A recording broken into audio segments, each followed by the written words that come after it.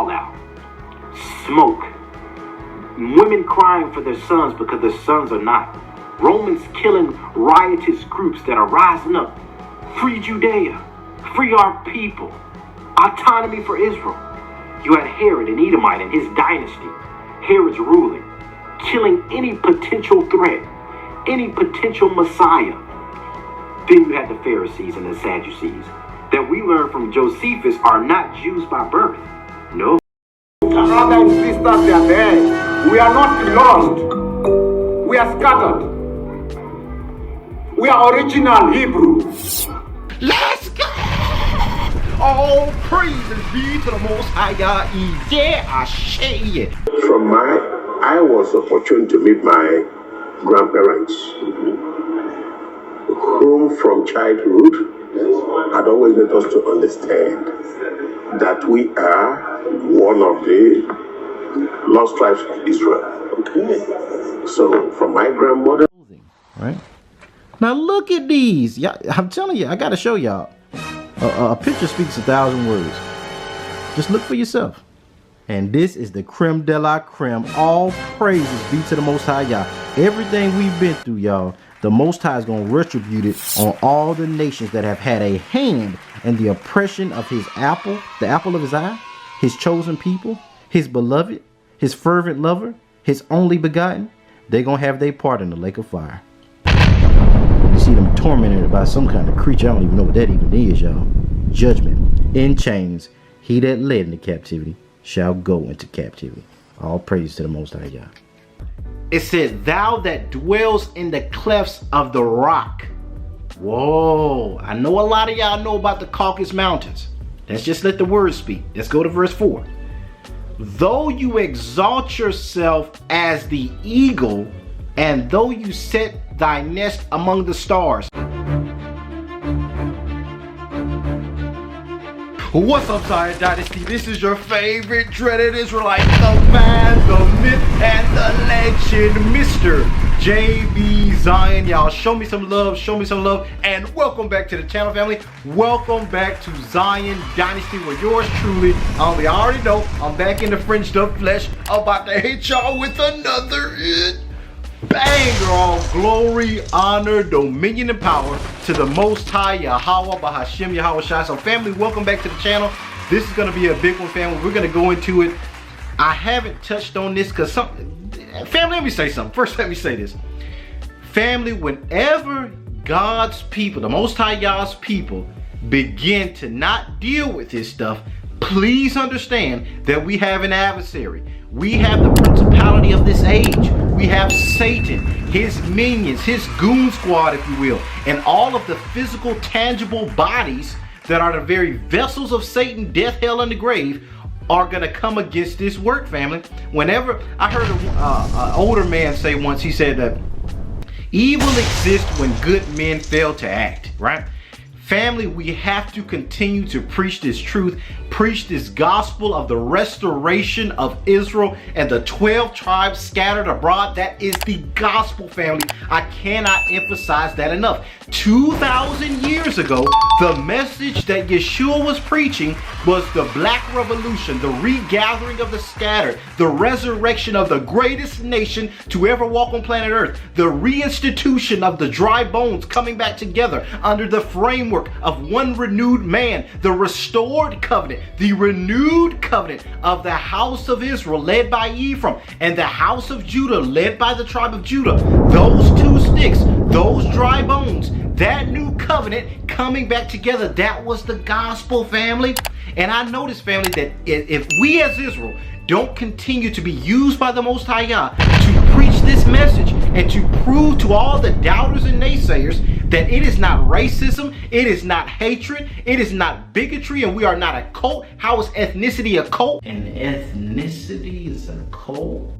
Because just because we don't want to be called a Crayola color, which let me drop a nugget for y'all. Black is not even a color, but the absence thereof, right? Just because our people refuse to go under the curses of Deuteronomy 28 when the Most High is freeing us, there's one thing that the Most High had to whoop our tail. That's one thing. But for you to continue to think like a slave, think like Egypt, when the Most High is offering deliverance, right?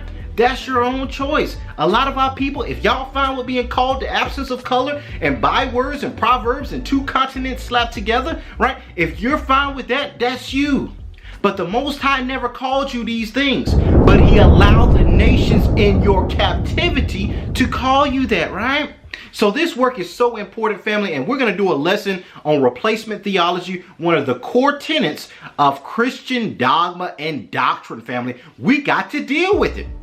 Right now, y'all that have been following this movement for quite some time, and it's a lot of precepts. Y'all know those prior lessons where we've dealt with replacement theology, the divorce mindset that the Most High has turned his back on Zion, turned his back on Israel, that Israel merely served the purpose, right, to bring Yeshua into the earth, Yeshua being that perfect Israelite that fulfilled the covenant that we were supposed to keep, the rest of his people, that when Yeshua came was that perfect Israelite, that obedient Israelite that laid down his life for the sheep. Boom, after that, Israel's done away with.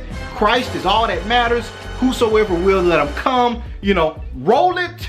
There see what the Israelite talking about. Well, you know, Israel done away with, you know, whosoever will, let him come. Hey, yo, y'all Israel now. Oh, y'all black folks, so y'all Jews, we was kings. Oh, y'all think y'all is Jews now, you Jewish? And legalism and, yeah, these Israelites trying to turn us back to the law of Moses. And yeah, neither Jew nor Greek, we're without end, that don't matter. Just talking about whosoever will call upon the name of Christ will be saved. For God so loved the world. Well, JB, we ain't saying he didn't came, we just saying he was a rainbow. He came for all colors. Don't nobody really know what he looked like. They saying, well, you can't use Deuteronomy 28. Even though it says we're going to go into a country as swift as the eagle flies. Oh no, you can't use that. Even though it says we're going to have a yoke of iron around our neck, you can't use that. That's been fulfilled. Even though it says you're going to go into slavery again on slave cargo ships, oh, that's already been fulfilled. And I'm like, Negro, all the Christian urban apologists, junkies, and flunkies, we got to deal with it because they're going hard, family. And there's no greater travesty or tragedy than those that hold truth to allow those that speak in lies to run and do their thing. It's up to us to check them. Just like we gotta, even this is the thing you gotta admire about the Christians, right? Those radical Christians, even your Marcus Rogers, right? They are bold about what they believe in. They are bold about the religion of the beast, if you will. And they will check you if your lifestyle comes in conflict with what they believe in trying to teach their family and their kids. When you try to promote that LGBT, no, not all Christians. There are some, because even the Christian church didn't lost that fight, right?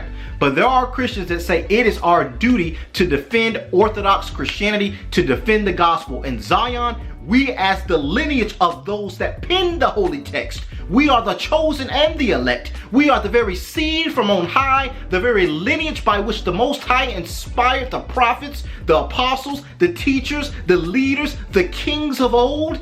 David, Solomon, Isaiah, Jeremiah, Ezekiel, Daniel. We are that blood lineage, right? To whom the covenant was first given. We were given the sacred task of holding the office of the priesthood to teach the nations, and by our actions be an example there too. So if the nations can have confidence and pride and dignity in the text that is our history book, and we don't stand up to it, that's why Israel matters. We got to wake up, Zion. We have to operate the way the Most High ordained his people to operate, as an example, as a light to all nations, to show what family looks like, to show what honoring the land looks like, to show what honoring the Creator looks like. His Shabbat, the law, statutes, and commandments. I don't wear these fringes just for fun, right? Our beards and growing it out, and our men operating as men and not being afraid to tell y'all's truth. That's what we need to turn back to, because there's nations at stake, family. So first, I do want to say something. Y'all like this video up, comment, share, and subscribe, all that good stuff. Also, we are working with C for Action, currently getting that link set up, getting all that stuff for you guys to be able to access C for online. And I thought about it, family. Just because we want, and Shawnee D recommended this, she said, JB, a lot more people will want to get involved. I suggest that we spread those ciphers out, right? Those giveaways. So what I'm probably gonna do, family, is make it a weekly Shabbat giveaway kind of style, right? I'll do it every Shabbat or every other Shabbat. We'll announce a winner or two, and then we'll do it again and again. But all the while, y'all keep in mind, a lot of y'all said, well, if I want to just get it myself, JB, it's hard to get it on Amazon. Amazon's been giving people the wrong cipher. That's what the link is for. The link is going to support the channel, support the work, and you can get it directly from the cipher company if you want to use that link. And we're going to be doing giveaways on top of that as well, family. So, family, we're going to be doing those giveaways. This coming up Shabbat is going to be another round, and I might do that next Shabbat or the other Shabbat. Y'all tune in on the Sabbaths. That's where we're going to give away y'all's word, because our people, this is our records, y'all. It's the least we could do, right? I know a lot of these lessons, I go through a lot of precepts, but a lot of the wisdom that y'all hear me speaking on comes from these books that they've removed, right? Comes from your second Esdras, comes from your book of Baruch, comes from your wisdom of Solomon, comes from your book of Maccabees, comes from your additions to Esther, right? A lot of these precepts, especially eschatology, when you talk about the last ruling empire, the 10 toes of the statue of Daniel, the fourth beast, which is the eagle that came out of the sea in Revelation 13, a lot of that comes from having all the puzzle pieces. So there is nothing more important, family, than Yah's word. And that's why we at Zion Dynasty, we're going to be doing those giveaways. We're going to be partnering with Cipher, and we're going to have that link. So y'all stay tuned to that, and stay tuned to this Shabbat's lesson. We're going to do a giveaway. Now, let's jump back into the lesson. So, family, we're going to be dealing with, this is going to be a brief lesson. I got a lot more I want to deal with. I have that note reaction that's going to be coming soon. Also, I'm going to teach about Nephi, the Lamanites, Lehi. Shout out to, like I said, all the elders that have been bringing this history out. Shout out to Kumero, shout out to Big Judah, shout out to Elder Ayil. A lot of these elders and leaders have been going into our records. Just like the Sefer has hidden books, the Book of Mormon is also additional apocryphal text, which specifically accounts the history of Northern Kingdom, i.e. Ephraim. So, family, when y'all hear me say most of us are Joseph, most of us are Ephraim, I'm not just talking about the specific Yoruba royal house of the Benai Ephraim, but all of the companion tribes, the 10 so-called lost tribes of the Northern Kingdom. If you fall under any of those, you are Ephraim. You are an Israelite, right? That separates you from the house of Israel versus the house of Judah, right? Israel versus Judah. You're Gentiles, which a lot of Ephraim's descendants became the fullness of the scattering of the nations, right? The Americas and all that research I've been sharing with y'all that's in the Book of Mormon. Those scattered Israelites, those lost sheep, those Gentiles, that a lot of them are Northern Kingdom Ephraimites. These are the people that Yeshua was going after. These are the people that Paul was going to Spain in the secret chapter, Acts chapter 29, which is not in your King James, but it is in the Sefer, right? So a lot of Ephraim, house of Israel, those are the 10 tribes. House of Judah, those are the 2 tribes. You had Levites between the 2, right? You had Levites that were in Bethlehem. We see that story about the Levite priest that had his wife, I believe, and sojourned at his father-in-law, and some wickedness took place where they end up murdering that woman and raping her and a bunch of madness. He was a priest out of Bethlehem. You had Levites scattered between both kingdoms. Now, during the time of Jeroboam, he made a lot of them go back to Southern Kingdom, right? When he took Israel into idolatry, right? But you still had remnant Levites in between the 2 kingdoms. So that's why they say the 10 lost tribes. Those are Levi, Ephraim, Manasseh, Zebulun, Issachar, Dan, Naphtali. The other 3, I tried to name them off. I don't have my scripture in front of me. But the 10 tribes, Northern Kingdom tribes, and then your 2 which are Levites, Judah, Benjamin, and Levi, right? So the majority of Israel would fall under Joseph, or the so-called Ephraimite tribes, the house of Israel. The mystery is David's lineage, which y'all have seen all those lessons, him being tied to Ephraim because of the Levirate. Boaz specifically goes back to Hezron, goes back to Phares, goes back to Judah, but his whole duty was to stand in the place of Mahlon, which was one of the sons of Elimelech that died and was married to Ruth, who is the daughter-in-law of Naomi. Naomi arranged a marriage between Boaz, the nearest of kin, with Ruth to raise up Elimelech's seed, which was an Ephraimite, or Ephrathite was the term for Ephraimites are of the tribe of Ephraim that lived within Bethlehem. Rachel died there in Genesis 35.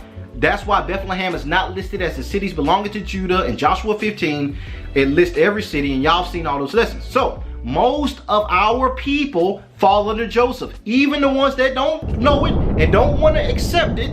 Most of y'all, is 10 out of the 12 tribes, y'all. It's simple math. Most of Israelites would be a part of those 10. It just is what it is. And couple that with the birthright that was given to Joseph, where the majority of his seed will be the most fruitful and populous. That's what Ephraim even means, fruitful. Ephraim would be the most bountiful tribe out of all the tribes. So Ephraim coupled with the other 9, it's a no-brainer, family. So, but that's not what we're going to talk about. I just want to do that stuff, let you guys know about the Sefer, explain to you all why Israel matters, and we're going to go into detail with that now. Now, family, like I told y'all, if we don't continue this work, a lot of y'all have been messaging me. This message has been heavy on my heart.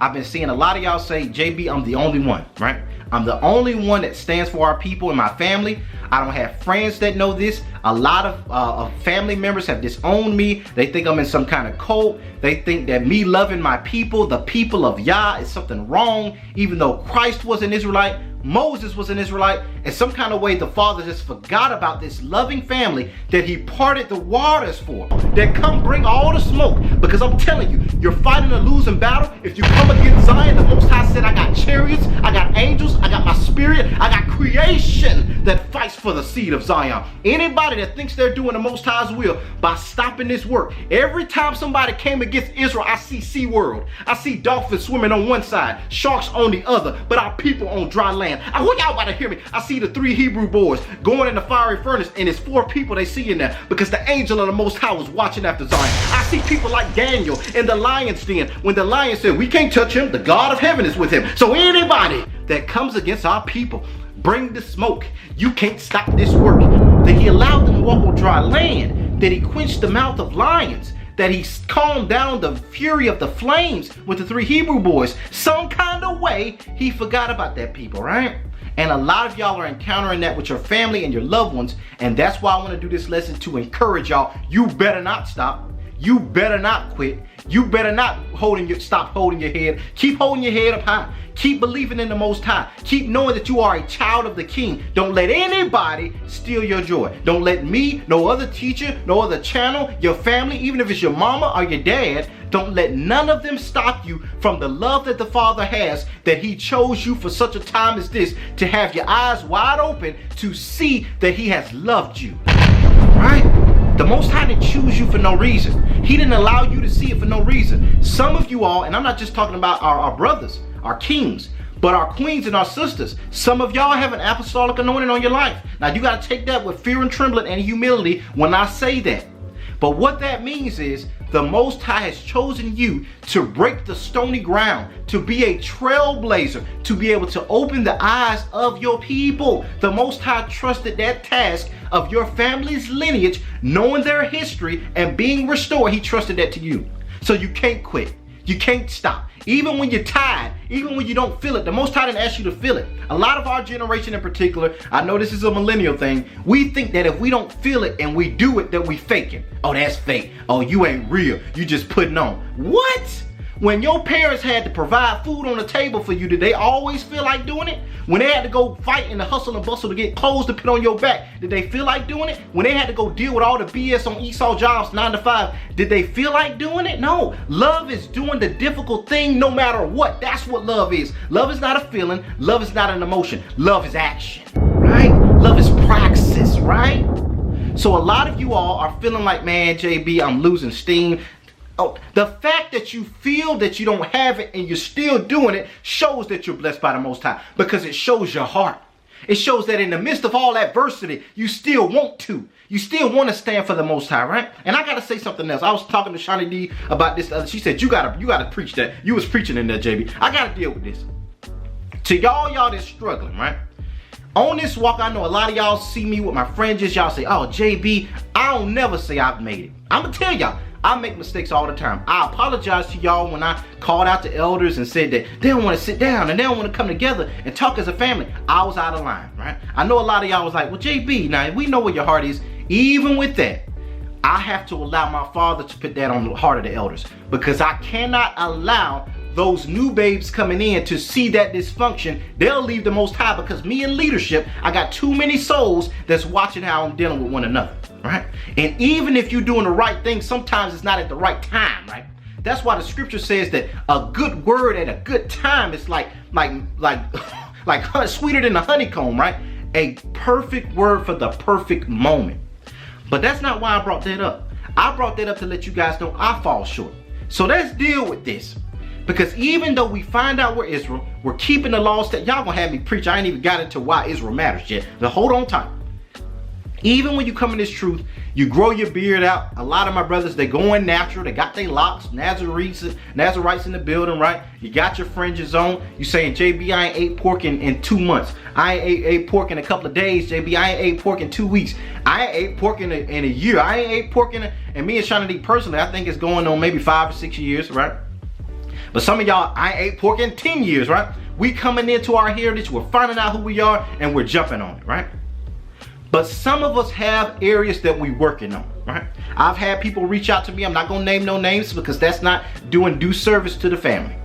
But a lot of you have reached out to me about your smoking and smoking cigarettes or smoking weed or that kind of thing, right? And you're like, JB, I was able to put the cigarettes down, but man, I can't get rid of the weed habit. Let me deal with that. First, I want to tell you, don't you dare give up. Watch this now. Oh, there's so much I want to say. I pray the Most High just use my words. First, I want to let you know, the Most High knows that our people are going to be dealing with stuff. You got to know that, right? We've been in captivity for 400, 500 years where we've been indoctrinated. We've been taught to hate ourselves. We've been eating fast food, sausage, egg, and cheese biscuits. A lot of y'all saying, I'm struggling with that seafood and all this stuff. We're going to deal with it, family. The fact that you're struggling with it means that you're fighting. Hear me, even if it ain't, but in your mind. The struggle happens when the adversary, Hasatan, is pulling at your soul to indulge in a sinful craving, desire, and that kind of thing. And y'all, when I say sinful desire, I'm not trying to sound churchy. What I'm trying to say is, a lot of what we call sin is not the action. It's giving into an action outside of its due season. Hear me. Sex is not evil, but it's supposed to be confined to the husband and the wife. So the act is not evil. It's when you give in to the urge that it comes from the Most High outside of the right season. You can call that delay of gratification. When you fail to delay the gratification, right? It's not that the Most High is trying to keep something from you, but there's a time and a place for everything. And a lot of the stuff we learned in America is excess, is abundance, is doing everything when you feel like doing it, even with eating. I know y'all want to deal with that. Even y'all that say, well, I don't eat pork anymore. I don't eat sea fish and crawfish and shrimp anymore, JB. I keep Torah. But if you're overeating, that's the same principle. Y'all better hear me. Because if you're eating too much, you still can't delay gratification. That means that when you have an urge, your flesh dictates what you do, not you first giving that to the Most High and saying, I give this urge to you, Father. Let me have discipline, self-control, temperance. These are fruits of the Spirit. That is what it means to be crucified with Yeshua, yet live. That means your flesh is not running you, but you are running your body. Y'all better hear me now. But I ain't even trying to go there. I got some nuggets I got to drop for y'all. When a lot of y'all message me and say, JB, I've been struggling, I've been going through, I keep having this desire, I keep having this lust, I keep having this craving for that weed and for this and for that. I feel so bad that I have this craving. Don't you dare feel bad. Hear me. The craving means that you're fighting. A lot of y'all think that when you have the desire, if you don't give into it, some of y'all still beat yourself up with because of that. Hear what I'm saying? A lot of y'all have that desire, you have this tugging at your soul, and you beat yourself up for it, even when you don't give into it, but you feel bad the fact that you had that urge. Please don't do that to yourself. That might make you indulge in it later, next week or 3 months from now. I got to tell y'all the secret to this thing. The desire is supposed to come.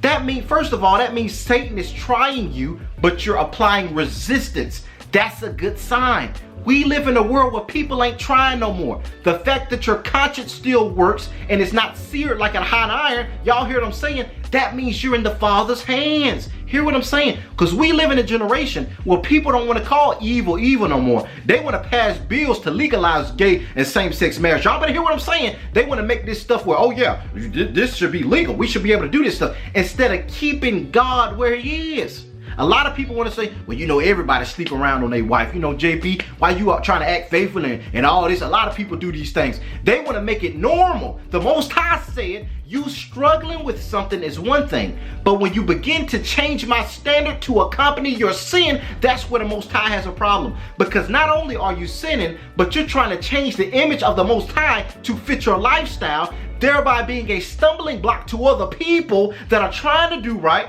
You're convincing them that the Most High said you're doing too much. You trying too hard. That's the spirit of the Christian church. I got to tell y'all, that's the spirit that got a lot of Israel said, man, y'all can have that, because y'all use grace as a credit card by which you swipe to give in to all manner of lasciviousness and sinful lifestyle. The Most High intended for you to use grace like that. Every time you do that, you're trampling under your foot the very propitiation for your soul, that is the blood that was shed by Yeshua. Not just that, the whole book of Hebrews gives us all of our forefathers that laid down their lives. Abel's blood speaking from the ground. We hear about the prophets and Jeremiah, how they did what they did, how Peter was crucified upside down, how our ancestors in the America were lynched, a lot of them believing that their ancestors would have a better lifestyle and would be able to serve their God and without fear, right? We have all of these ancestors and those that came before us that culminate in the body of Yeshua, who was an Israelite, who is our greatest forefather, who is our greatest ancestor, who is our love, our Messiah, our King, and all these things,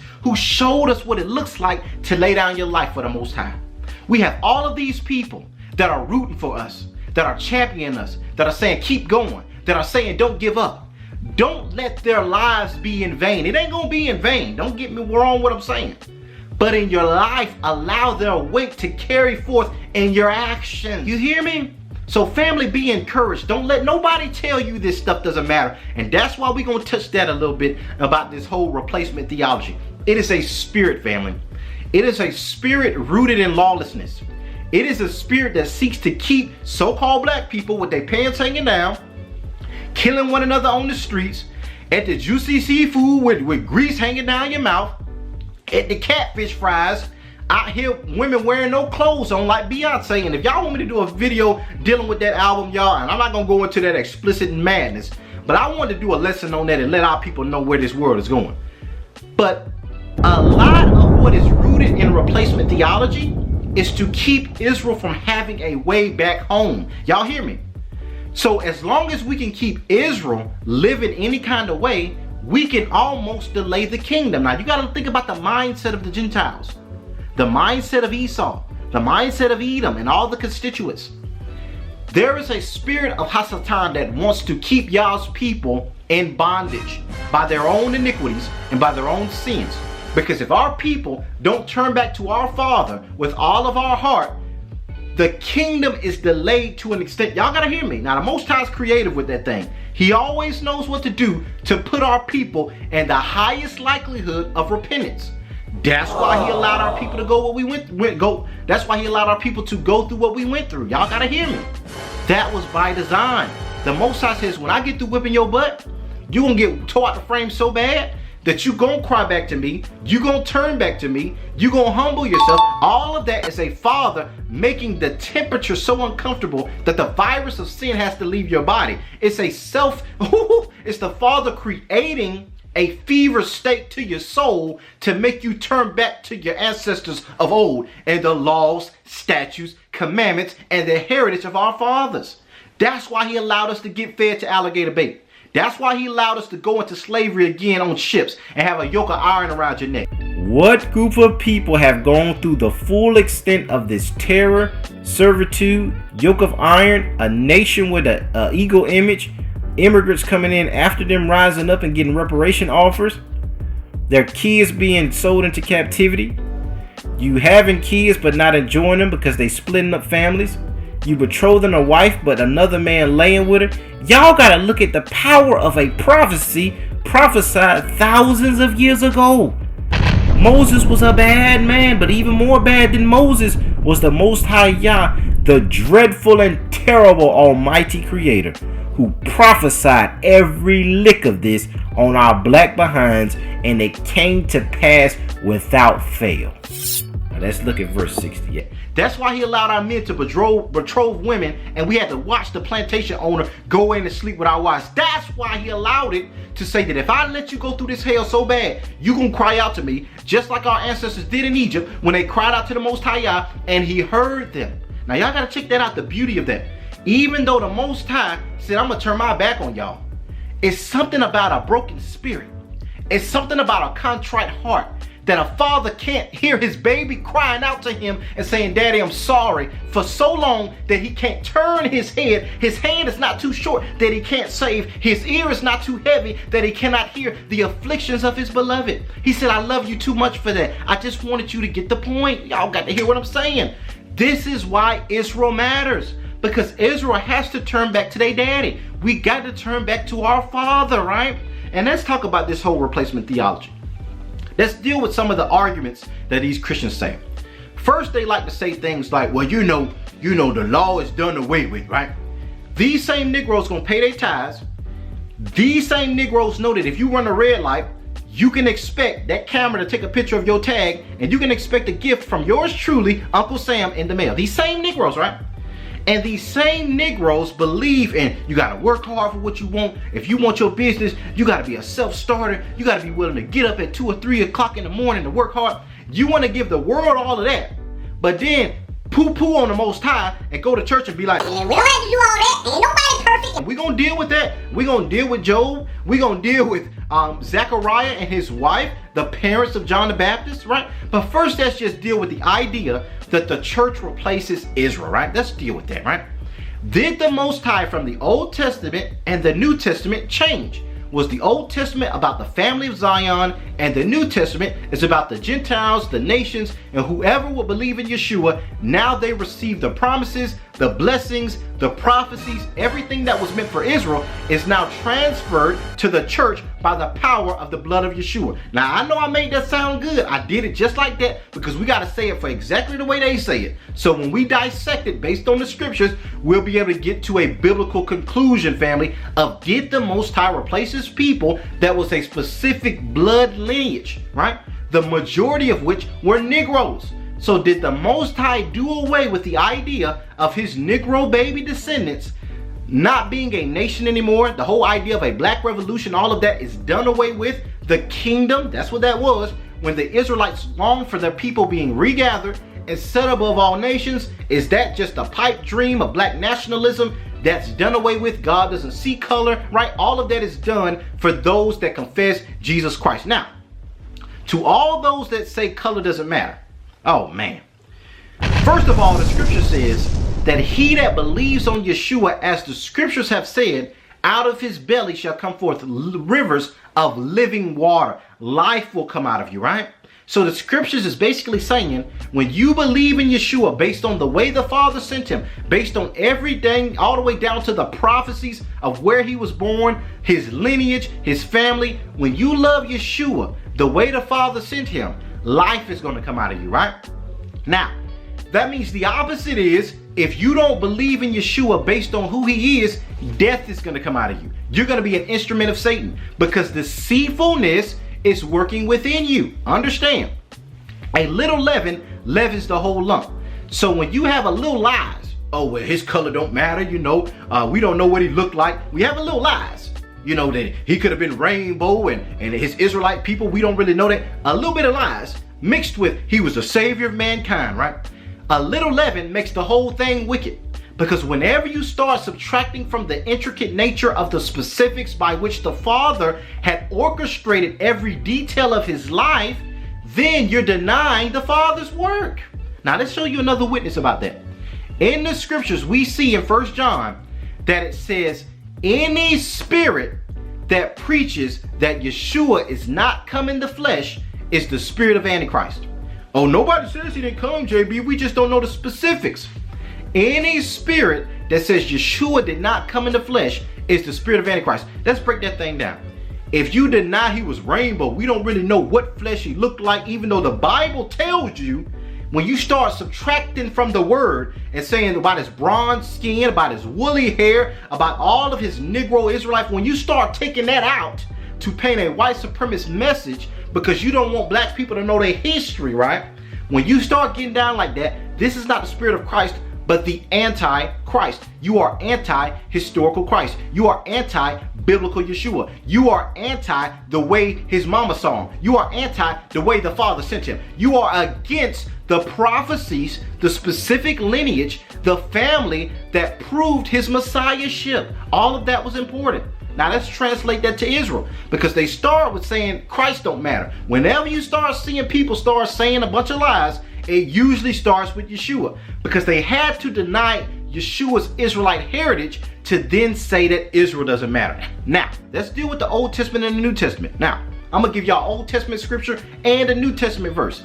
In Jeremiah 31:31, we're going to look at it. Y'all have heard this from time to time. Jeremiah 31 has become my favorite chapter of all time. It talks about Rachel crying for her kids in Bethlehem. It talks about Ephraim being restored as that beloved son, regathered from the north country. It talks about I have to do away with the sun, moon, and the stars before I do away with the house of Israel. Are Ephraim scattered? Are the 12 tribes? All of that is in Jeremiah 31. I love Jeremiah 31. Now, in Jeremiah 31:31, it says, behold, in those days I will make a new covenant with the house of Israel and the house of Judah. Now, this is the Most High saying, I'm going to take the two sticks and bring them back together.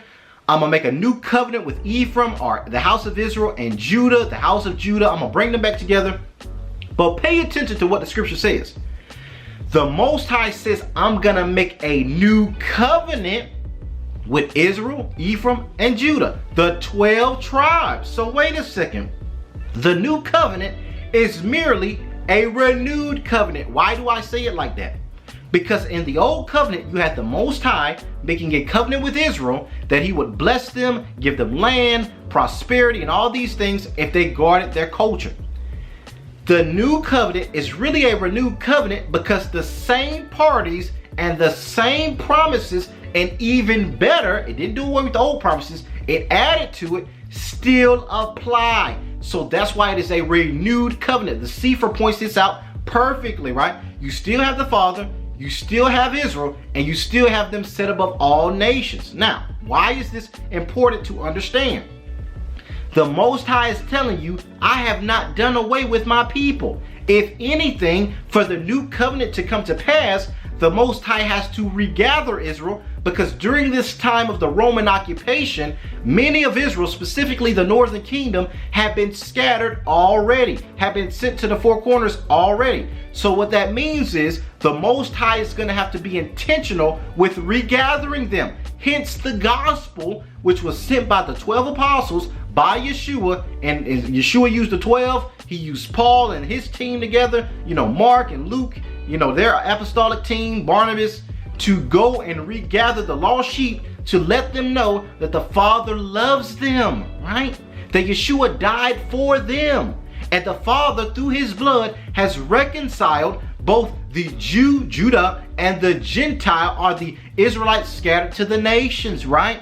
That is the gospel. So the Most High has to be intentional just to get Israel back together as a family. That's why I do what I do. That's why Teo, and you got Benay, and you got Pastor Kelly, and you got the bishop and the camps. That's why they do what they do, to be able to regather not just them, but you got watchmen, you got so many Israelites. If I didn't mention you and you watch, I know it's a buku, and shout out to every Israelite engaging in this work. This is the gospel, to reconcile Israel back together, turn them back to their heritage, so that the Most High could renew the promises that he promised to them. Them being regathered together, them being given a land of their own, free to operate in their culture of their forefathers. So we see in Jeremiah 31:31 that the new covenant is for the Israelites, the 12 tribes. Ephraim, those 10 tribes, and Judah, those 2 tribes. That's who the new covenant is for. So when you hear Paul say neither Jew nor Greek, you have to know the history of who was called the Greeks. During the time of Alexander the Great, you have a process of Hellenization taking place. And we're going to deal with that in John and a couple of more scriptures, where they all were being forced to worship the Greco-Roman gods, Zeus and all of this madness. You also had some Jews that said, we want to be like y'all. You know, we want to run in the Colosseum games, right? So during that Hellenization process of Alexander the Greek, a lot of our people lost their history over time. Because when a person tells you, I got to change your name from Kunta Kinte to Toby, and you tell your kids, yes, my name used to be Kunta Kinte, and their kids tell their fathers, or they tell their kids, yeah, his name used to be an African name, Kunta, something like that. Then it gets passed on again, like the telephone game, right? That, oh, well, our father's name, it was an African name, Kinte or Kunta. And over time, they say he had an African name. Because the history gets lost, the more you're in a state where you can openly operate in your heritage. We see this during the time of the Spanish Inquisition. They were making our people have to be Christians. If they weren't Christians, they were burned during church services. I showed y'all the Harvard book by E.H. Lindo, where he said the Negroes were burned at the doors of the church, right? And y'all check out some of those Moors video where we went into a lot of that Spanish, Sephardic, Portuguese, Black Portuguese, Moorish history, right? So the point of me bringing that up is, during Paul's time, you had a lot of Israelites that had assimilated and been forced to accept the Roman gods, right?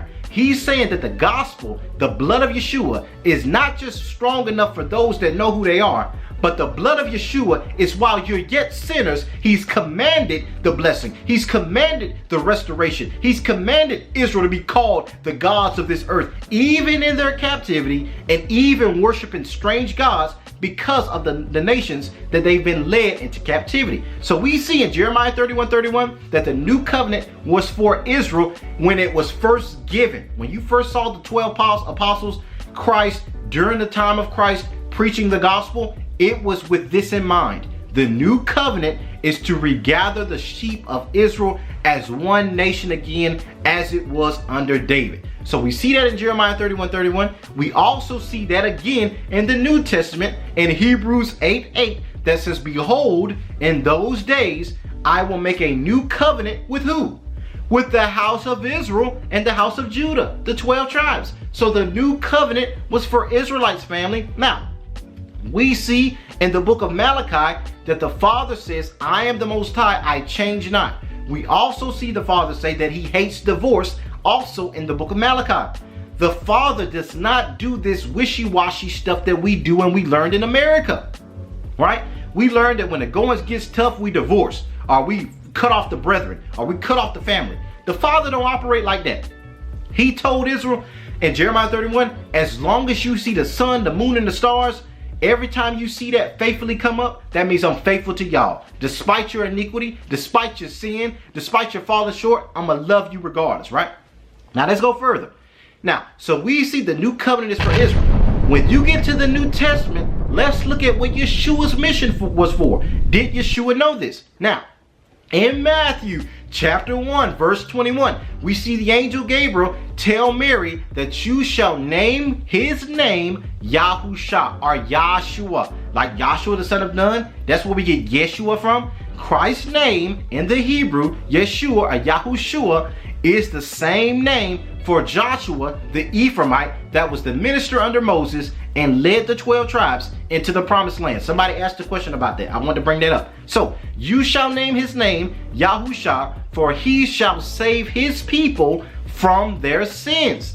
Not just that, but we see in Matthew chapter 2, verse 6, that, O Bethlehem Ephratah, though you be the least of the cities within Judah, yet out of you shall come forth he that is to be governor of my people Israel. This is the gospel, family. Christ being a Messiah, the deliverer, the governor for Israel, to save Israel from their sins, to free them from the Romans, to turn them back into their heritage, to usher in a black revolution of Israel being above. That was the gospel. That's why Peter in Acts chapter 1 verse 6 asked Yeshua. He said, Yeshua, at this time, are you going to restore the kingdom back to Israel? Whoa! The kingdom during that time was in the hands of the Romans. The Romans were in rulership. So he said, Father, do we need to have our sword ready to get the kingdom back? That's the way Peter was thinking. Now, we see in Luke chapter 1, verse 68, that it says, Blessed be the Lord God of Israel for visiting and redeeming his people, that we, being saved from our enemies and all those that hate us, may serve the Lord our God without fear. That's what he did during the time of the Exodus. He freed our ancestors out of bondage to our own land to turn back to Torah in peace and be a light to all nations, family. Not just that, but we see in 1 Peter chapter 1 verse 1 that his letter was to the scattered children of God. Not just Peter, but James, the brother of Yeshua, in James chapter 1 verse 1, he says to the 12 tribes scattered. To all y'all with that only Judah stuff, to the 12 tribes scattered, that's who his letter was for. We see that Yeshua in John chapter 7, the Pharisees said, where is he going to go that we can't find him? Shall he go to the scattered children of God that are scattered amongst the Gentiles and teach those Gentiles? The Gentiles in that context is scattered Israelites. We also see in John chapter 11 that Caiaphas, the high priest, says that he prophesied that Yeshua had to die, not just for the Jews or Judah, the southern kingdom, but the scattered Ephraimites or Israelites, the scattered children of God. That's also who Yeshua was dying for. That's why Paul said neither Jew nor Gentile. That's why he said neither Jew nor Greek. So family, I'm going to do a follow-up to this. My battery's getting ready to die. I hope y'all wrote down these precepts. I got a lot more I want to share with you guys.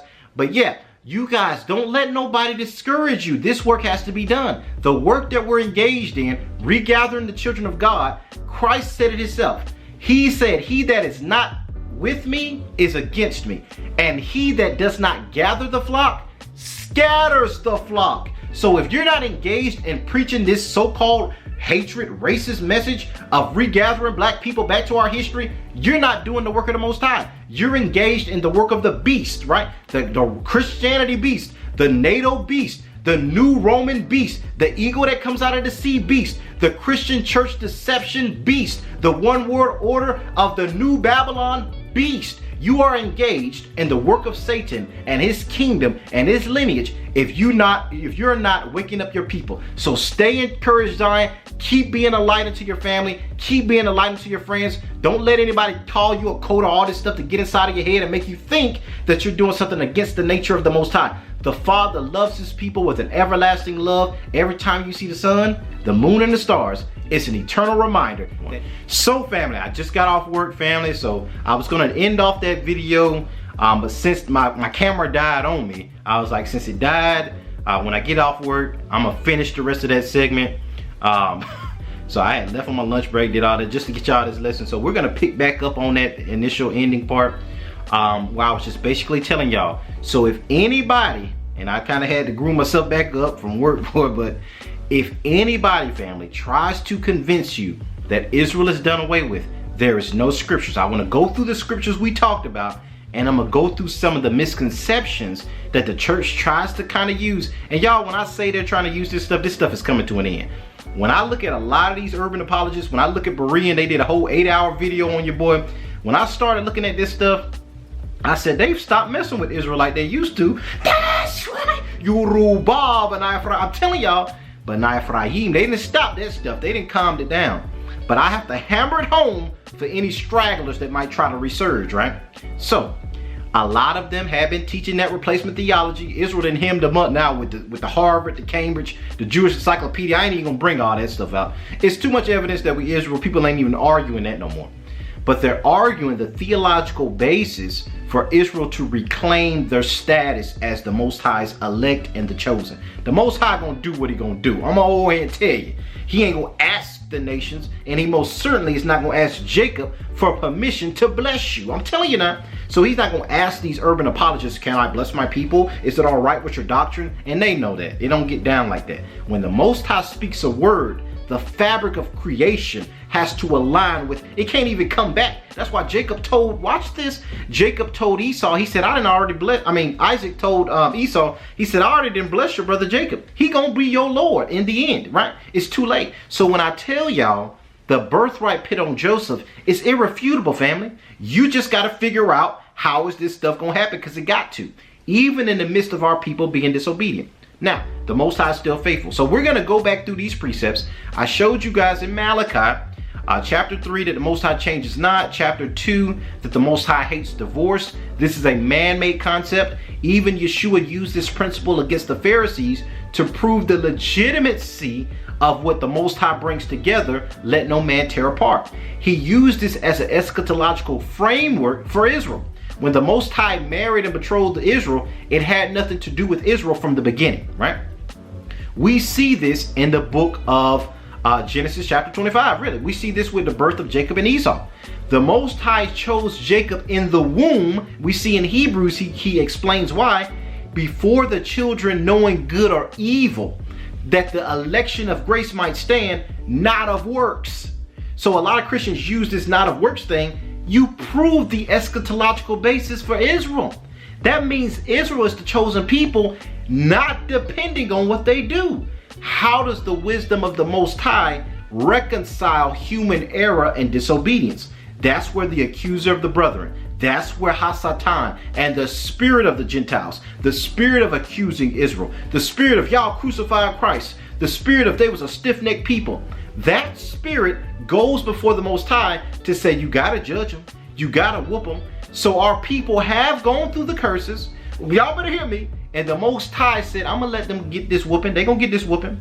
It reminds me of a scene of Narnia, when the lion Aslan was defending the era of Edmund, I think. He had done something he shouldn't have done that violated the law of the land. Somebody had to die. The lion sacrifice, C.S. Lewis got this out of YESHUA. We already know that. Aslan had to take the death for Edmund, right?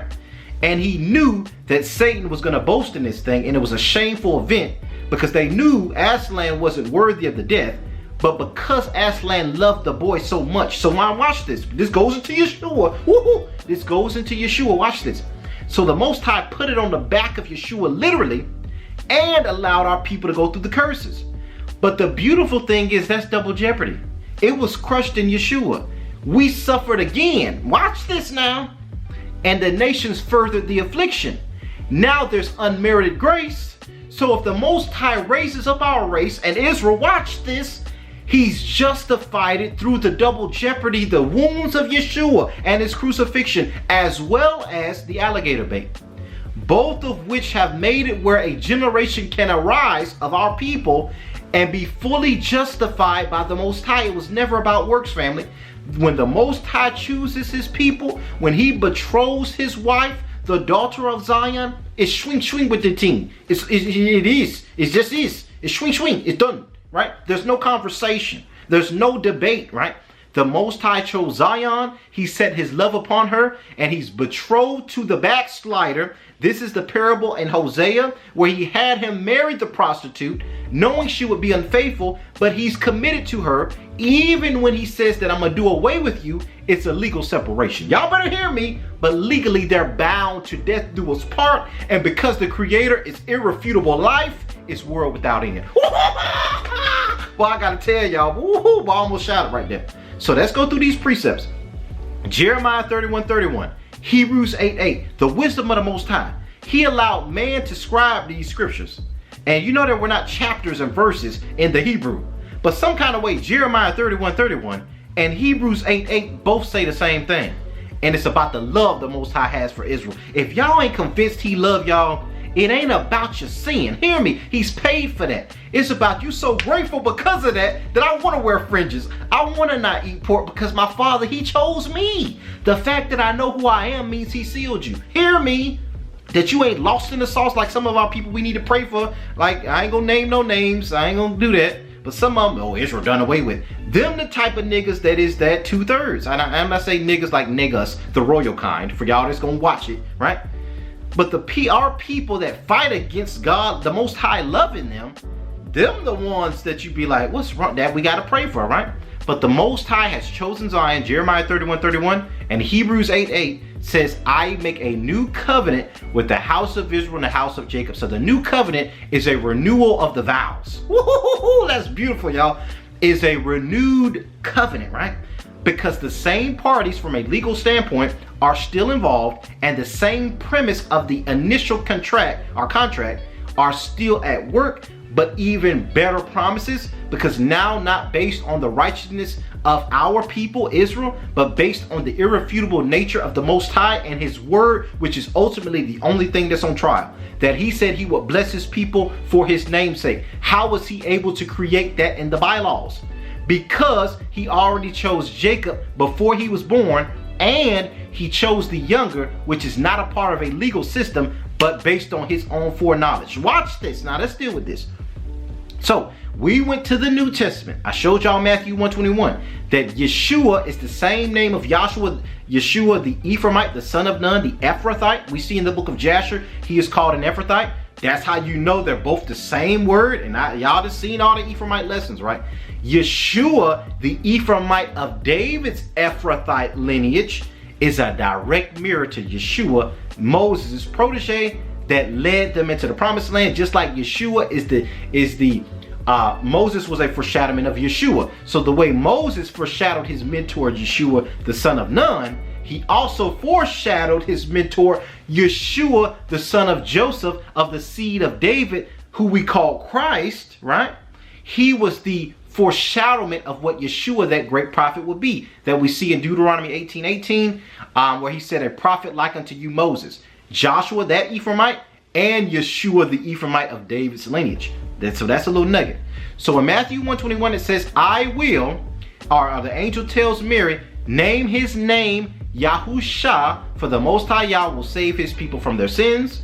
We saw in Matthew 2:6 that he said that, O Bethlehem, home of the Ephrathites, though you be the most despised of the cities because of y'all Ephraimite stuff going on, though you most be the littlest, the most despised city within Judah's borders, yet out of thee shall come forth he that is to be governor of my people Israel. That means the Messiah was sent for Israel.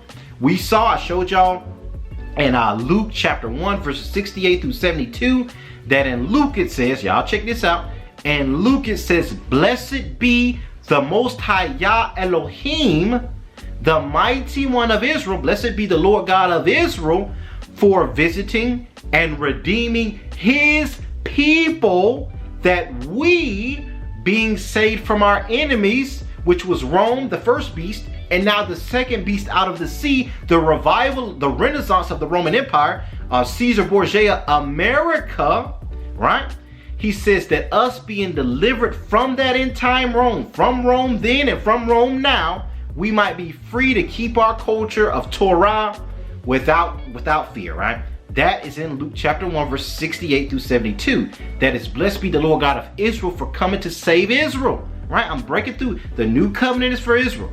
Yeshua was named because he would save his people, right? He would be the governor of his people. This is the role of the Messiah. Also, he would come to free his people from captivity and that nation that would hold them bondage. These are, y'all write these precepts down. Now, Matthew 15:24, all of y'all should know this, that Yeshua, the man himself, says, I am not sent but unto the lost sheep of the house of Israel. In other words, I am only sent to regather the scattered house of Israel and to join them back with the Jews that were in the land, to connect Ephraim, the lost prodigal son, with Judah, the Jews in the land. That was the mission of Yeshua. Swing, swing, ting, the whole thing is done. That's it. There's no debate. There's no, well, Christ was sent for everybody. That's not scripture. He says it himself. He's only sent for Israel, right? What about John 3:16? We're going to deal with that. Now, in John 3:16, it says, for Yah so loved the world, that world right there is what hems people up, that he gave his only begotten son, that whosoever shall believe in him shall not perish, but have everlasting life. Now, the New Testament, they didn't have they didn't have a New Testament during Yeshua's time. Let me just put that out there. Everything that they spoke in regard to the scriptures came from the Torah, the laws, the statutes, the commandments, and the prophets, the Psalms, right? So where did he get this, for Yah so loved the world? Because this seems like a quote that he says, for Yah so loved the world, he gave his, what is that? Where is that coming from? Isaiah 45:17. Now let's go to that. In Isaiah 45:17, it says, Israel shall be saved, just like for God so loved the world, he sent his son, that whosoever believes in him will not perish but have everlasting life. So for Isaiah 45:17, for Israel shall be saved in the Most High Yah with an everlasting salvation. neither shall they be ashamed or confounded, world without end. I don't think y'all already heard me. Israel is going to be saved in the Most High with an everlasting salvation. They're not going to be ashamed, because when the Most High do it, they're going to be like, man, our Father did that thing. They're going to be a world without end. That means when the Most High sends the bombs, and I got to deal with this because a lot of y'all started, JB, you're saying that America going to be given to Israel. Yes, this was the land promised to our people. Better yet, the world was promised to Abraham's seed all the way back in Genesis 12. But what about Babylon gonna burn? Yes. Y'all are, I don't think y'all are really thinking. Edom's gonna be destroyed. America's given to Israel. What does that mean would have to happen? The land is gonna remain, but the people gonna be destroyed. That's the power of the Most High. That means the Most High is gonna judge these nations and make an utter end to the nations. But Israel gonna be here. America gonna be ours because it was promised way back to Nephi. And Africa gonna be ours. Australia gonna be ours. Russia, I'm gonna tell you now, all these nations. Israel is that world to come. We saw this in the Legends of the Jews, that it was prophesied to Rebekah by Abraham and by Seth. We see both of them talk to her and said, we don't want you, Esau ain't gonna get it. But the twins in your womb are two different worlds that would have an opportunity to rule this world. Now that gets kind of deep, right? Esau would have their opportunity, and when they failed, because Esau would be the end of the world, Jacob would be the beginning of it that follows. That's 2nd Ezra 6 verse 9. Esau is the end of the world and Jacob is the beginning. So that shows you that word world, based on 2nd Ezra, is a people's rulership, or the kingdom of a family. So that's when you go back to Isaiah 45:17, world without end, Israel being saved with an everlasting salvation, and John 3:16, an everlasting salvation for this world being Israel. Line upon line, precept upon precept, here a little and there a little, to get the entire understanding. All praises be to the Most High Yah. Now, so that's that. Well, who are the Gentiles and the Greeks? And Acts 2 says whosoever. We're going to deal with it, baby. We're going to deal with it. Now let's deal with this whole Gentile thing. In John chapter 7, I went through this, but I'm going to go through it again. In John chapter 7, the Pharisee says, where does Christ think he going to go? Because he tells them, where I go, you can't follow. He's talking about the Most High's throne. That's what he's talking about. That when he's talking about his passion, or prophesying that he would die, but that he's going to be with the Most High on reserve till he returns to finish the mantle of messiahship. Now let's continue. He says, where I go, y'all can't go with me. And they said, where do you think you gonna go? Where does Christ think that he's gonna go that we cannot find him? Shall he go to the dispersed children of God among the Gentiles and teach those Gentiles? Gentiles in John chapter 7 is referring to these dispersed Israelites among the nations that will be Hellenized and would be living as if they were just like the other nations, right? They would have been so mixed in like African Americans today. We don't know our culture. We don't know our heritage. We eat sausage, egg, and cheese biscuits, which is contrary to the heritage of our forefathers, but we've discontinued from it as prophesied in Jeremiah and in the book of Deuteronomy. A part of the curses of Deuteronomy 28, as I think it's Deuteronomy 32:26, and Jeremiah 17 verse 4 says, I shall cause you, Jeremiah, even yourself, to discontinue from the heritage which the Most High Yah has given to you. He's saying even you. He said, you're going to see it. Jeremiah said, I ain't going to be here when that happens. Oh, you are. You're going to come through your children, through your seed. The Most High visits the iniquity of the fathers upon their children. Now, when the Most High told Ezekiel, don't say that no more, because I'm going to forgive their infirmities, because after they've gone through the curses, and because of Yeshua's passion, I will wipe away the sin from remembrance before my very face. I would, as far as the east meets the west, I will not remember it because of the curses that y'all had to fulfill and Yeshua's passion. So that's what I was talking about to Ezekiel. But the Most High visiting and remembering forefathers and ancestors upon their descendants, this is African culture. This is ancient African American Moorish. This is an Eastern mindset. America can't really understand that because we live in a selfie generation in Babylon. I'm me, and I do my own thing. No, you are who your father is.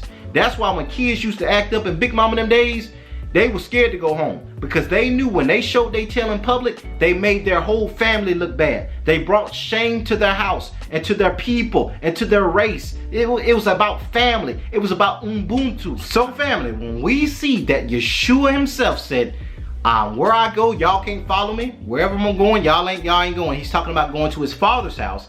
And the Pharisees say, where does he think he's gonna go? Is he gonna go to the scattered Israelites that have been cut off from their heritage?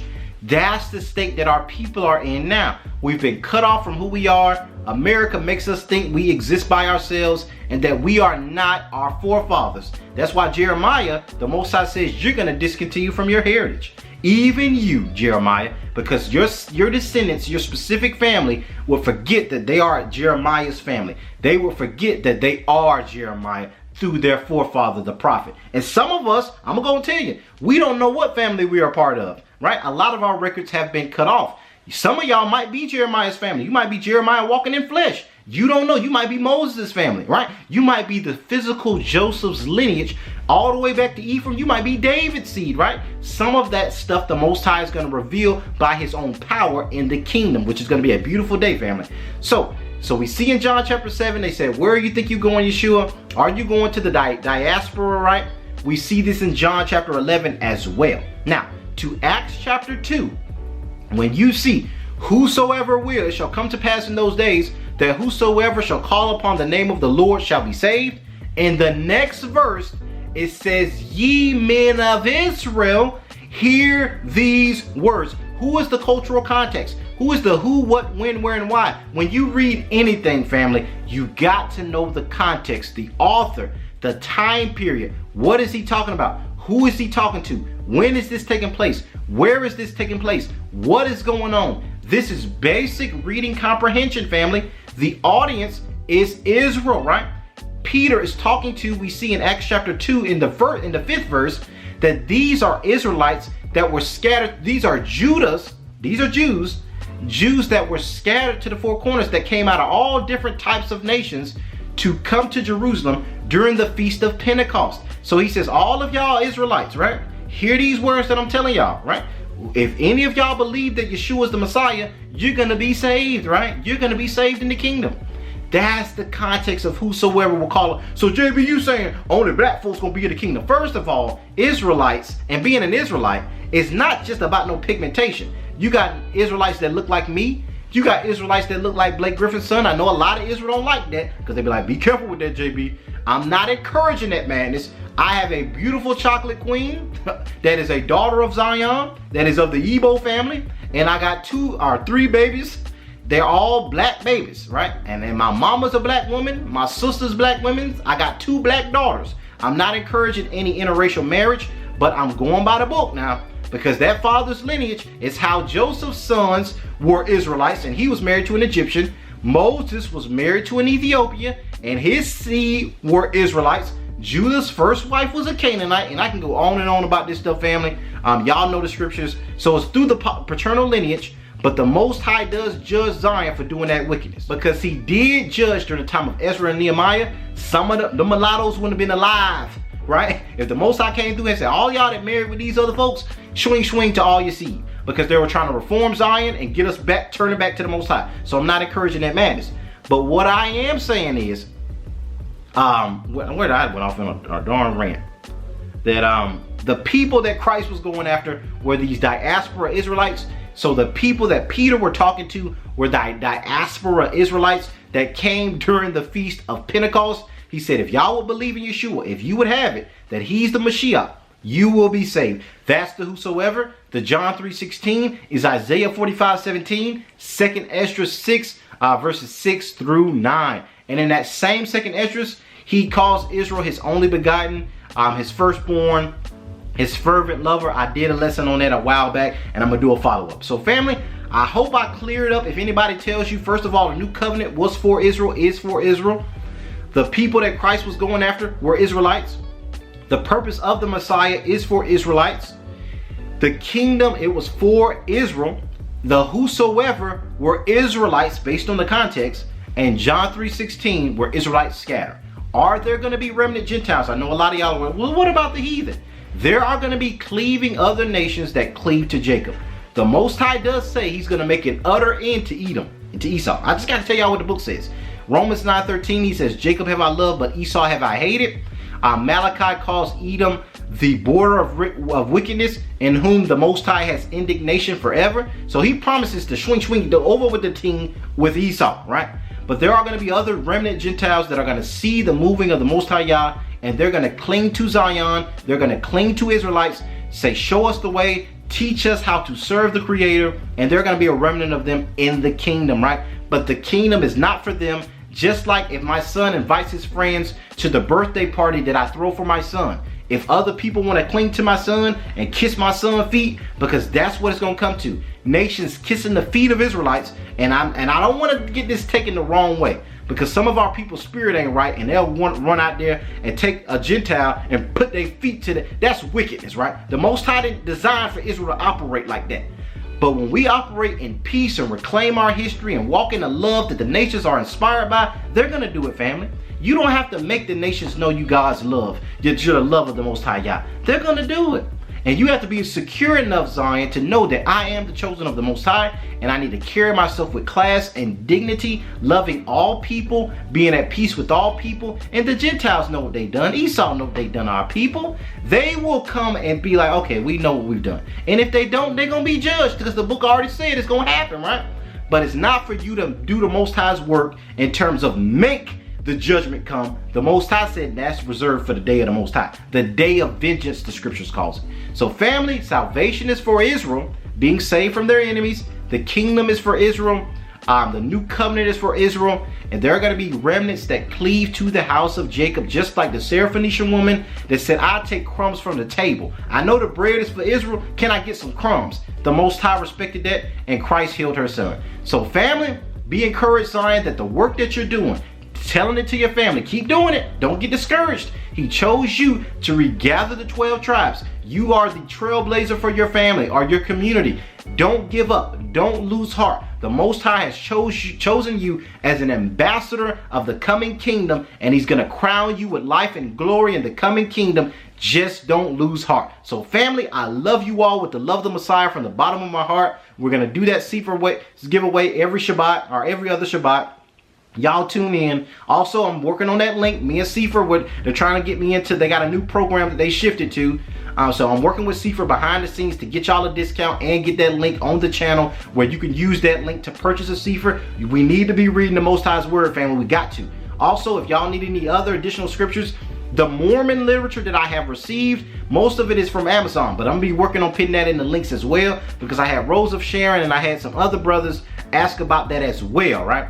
So the Book of Mormon, I'll be going back into that with the Americas, and the Lamanites, descendants of the house of Ephraim that were in the Americas. We're still going to be dealing with that as well, and how America was given to Northern Kingdom when the Most High said, don't go back into Jerusalem because I'm going to judge it in 70 CE. He prophesied that to Lehi and his sons, and they came to the Americas around 600 BC.